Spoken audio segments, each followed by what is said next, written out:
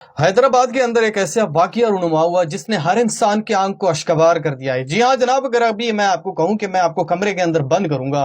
اور جو دروازہ آپ کے اوپر میں تالا لگاؤں گا، اس دروازے کے پیچھے میں دیوار کھڑا کر دوں، آپ 24 گھنٹے اس کے اندر سرکولیٹ کر پائیں گے؟ یقیناً آپ کہیں گے کہ یہ تو بڑا مشکل ہے جب آپ دروازے کے سامنے دیوار کھڑا کریں گے، یعنی مجھے مکمل طور پر آپ کمرے کے اندر قید کریں گے اور میں 24 گھنٹے سرکولیٹ کیسے کر پاؤں گا؟ حیدرآباد کے اندر ایک ماموں نے اپنی بابی اور پتیجی کو کمرے کے اندر بند کر دیا جائیداد کی اوج سے، اور اس کمرہ کا جو دروازہ تھا اس کے سامنے اس نے دیوار کھڑا کر دیا، اور جیسے اس نے دیوار کھڑا کر دیا سیمنٹ اچھا خاصا لگا لیا اور اس کے بعد اس کے گھر سے نکل گیا۔ وہ یہی سوچ رہا تھا کہ کچھ دن یہ سرکولیٹ کر پائیں گے، اس کے بعد مر جائیں گے، اس کے بعد اس کی ڈیڈ باڈی یعنی اس کی جو لاش ہے وہ اسی کمرے کے اندر میں دفنا دوں گا، اور اس کے بعد اس کا جو جائیداد ہے وہ میں ہڑپ کر کھا دوں گا۔ لیکن بیٹی اور ماں جو کمرے کے اندر بند تھی، اس نے کچھ گھنٹہ گزرنے کے بعد جب اسے پتا چلا کہ ہمیں کمرے کے اندر بند کر دیا گیا ہے اور کمرے کے جو دروازہ ہے اس کے سامنے اس نے دیوار کھڑا کر دیا تاکہ ہماری آواز جو ہے وہ باہر نہ چلا جائے،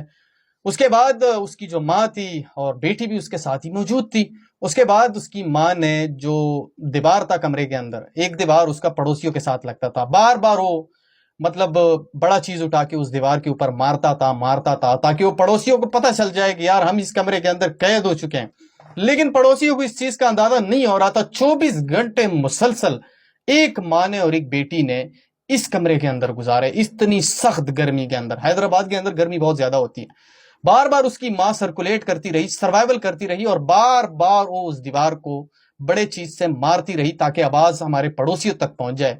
لیکن ایک پڑوسی دیوار کے سامنے کھڑا ہوا ہوتا تھا، وہ جانور کو کچھ کھلا رہا تھا، اور اچانک سے اس دیوار سے کچھ آواز آئی،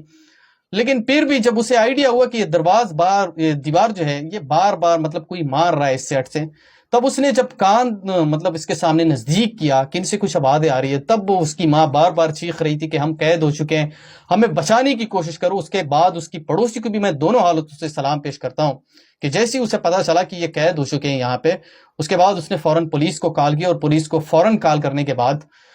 جیسے ہی پولیس یہاں پہ پہنچی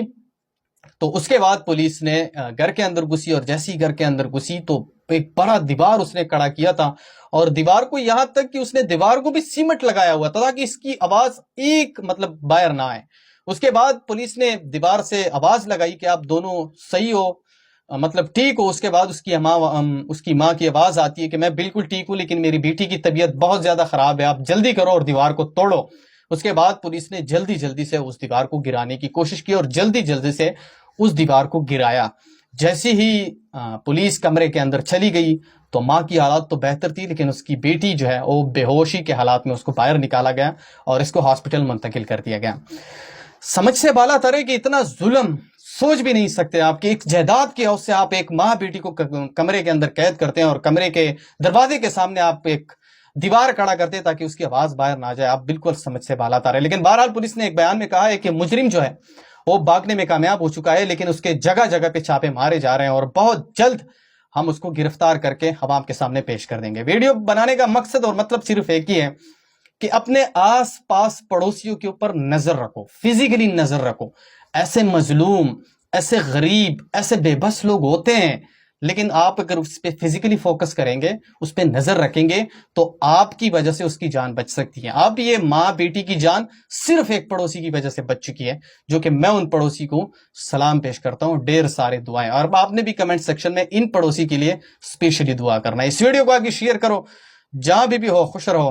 اللہ حافظ۔